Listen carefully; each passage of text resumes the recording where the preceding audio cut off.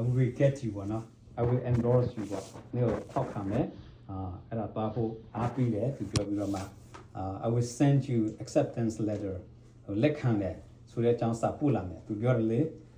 ကိုယ်လည်းအဲ့ဒါဆိုတော့ကောင်းပြီပါဆိုပြီးတော့ပြတ်လာတယ်ဒါမှလို့လက်ခံတယ်ဆိုတဲ့စာမရောက်မချင်းကိုယ်လည်းမယုံဘူးလေနော်ဆိုတော့စာလည်းမလာသေးဘူးတနေ့လာပြန်ရောက်တယ်ညနေပိုင်းရောက်လာလင်းပေါ်မှာကြည့်တယ်မရဘူးကားမောင်းပြလိုက်လက်ကြည့်တယ်မရဘူးဆိုတော့သူပြောမှလားမသိပါဆိုတော့ AC ပဲနေအင်ကန်လေးစောက်တယ်မရောက်ဘူးဘုဒ္ဓနေ့မရောက်ဘူးကြာတာဒင်းနေ့မှာအဲ့ဒီသူ့ရဲ့အတွင်းရမှုကဖုန်းခေါ်တယ်အဲ့ငါတို့စာပို့လိုက်ပြီနော် email ကြည့်လိုက်ဟိုဖက်ကဖုန်းကြီးလည်းသိပြီသူကဘာသာရေးပဲဖက်ပဲမဟုတ်လေနိုင်ငံရေးက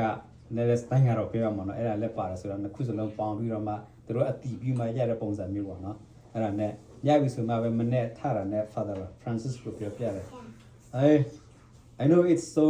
sudden and quick but I think I have to break the news to you first because you are my pastor ပေါ့နော်ငါကြောင်းထိုင်ပြတာအရင်ဆုံးပြောပြမယ်လက်ခံချင်းလက်ခံလက်မခံချင်းလည်းဘာမှမရှိဘူးသူအဲ့လိုပဲပြောတော့နော်ကျွန်တော်လှုပ်ရှားရှိတဲ့ဟာတော့ကျွန်တော်ပြီးတော့လှုပ်ပြီးပြီကိုတော်တို့ခွင့်ပေးရဆိုလို့ရှိတော့သွားမယ်ခွင့်ပေးလဲဘာမှမရှိဘူးit's not the end of the world I'm still a priest သူပြောတော့နော်ကိုတော်တို့မသွားနဲ့ပြောဆိုလို့ရှိတယ်ကျွန်တော်မသွားဟုတ်တယ်ဒီ interview တွေပါတွေလောက်တာလဲI know ပါသူလည်းစာရေးထောက်ကစာရေးပါရေးပေးရလေ reference ကအနည်းဆုံး3ယောက်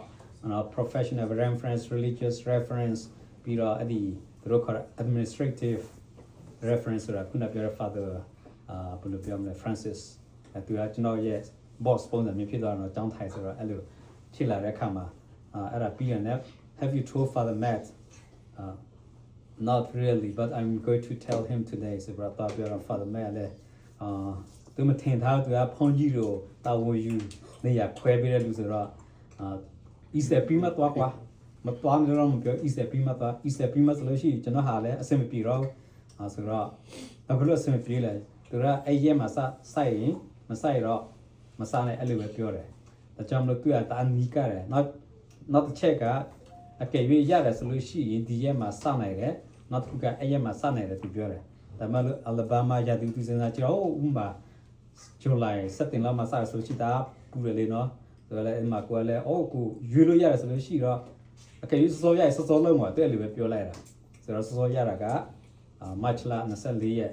ငါထက်ထားလိုက်မနော်အဲ့လိုပြောတာကတော့နှစ်ပတ်သုံးပတ်ရှိပြီဒါမှလည်းကိုယ်လည်းဟိုဆရာတော်စီရဆာမရမချင်းဘာမှမပြောနိုင်ဘူးလေနော်ဆိုတော့ဒါပဲစောင့်နေတော့မနေ့တော့ပြောပြတော့သူနည်းနည်းတော့ဟို surprise ဖြစ်တော့ပေါ့နော်သူဒါကြောင့်မလို့ဖုန်းကြီးခေါ်ဖို့ကိစ္စလဲသူမလုပ်မဖြစ်ပြလောက်ရတဲ့ပုံစံမျိုးဖြစ်သွားတော့တစ်ဖက်မှာကြည့်တော့လဲကောင်းပါတယ်အဲ့လိုပဲကျွန်တော်ခါယူတော့ပေါ့နော်အဲ့ဒါနဲ့သူပြောသူကျွန်တော်အဲ့လိုကြည့်ပြီးတော့ you တဲ့လို့ပြောတာပမာလို့ဆိုတော့မဲခေါ်ပါပုံစံမျိုးပေါ့နော်ဒါမှလည်း okay I told you if you say yes I'm going if not I'm not going I can give it up easily သူပြောပါနော် it's not the end it's not my will I know it's important but I can still take it သူပြောတော့အဲ့ဆိုငါဆရာတော်ဖုန်းခေါ်မယ်ဆိုပြောသူဆရာတော်